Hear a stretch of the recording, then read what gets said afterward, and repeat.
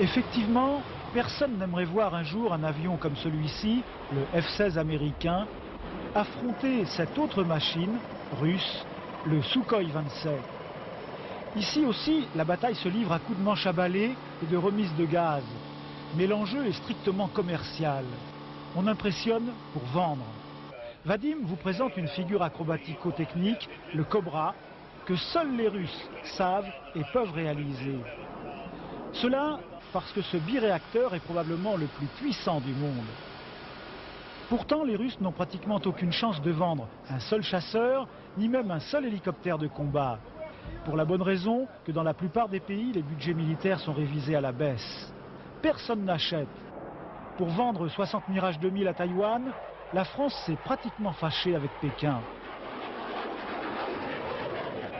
Une situation d'autant plus difficile pour les constructeurs aéronautiques que l'aviation civile connaît elle aussi une grave récession depuis la guerre du Golfe. Plus de 1000 appareils restent cloués au sol.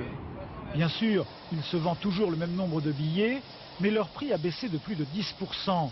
Les compagnies civiles ont accumulé 50 milliards de francs de déficit. La célèbre Panam a totalement disparu. Habituellement, il se vendait 1500 avions par an, à peine 300 l'an dernier.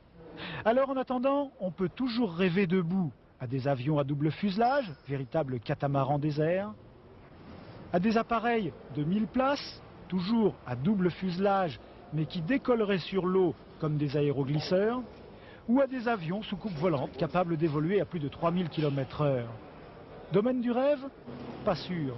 Cette maquette de bloc opératoire correspond bel et bien à l'aménagement intérieur de ce Mi-26, le plus gros hélicoptère du monde, russe bien sûr. Toutefois, François Mitterrand, venu inaugurer le salon cet après-midi en compagnie de François Léotard, n'a eu lieu que pour les productions françaises et européennes.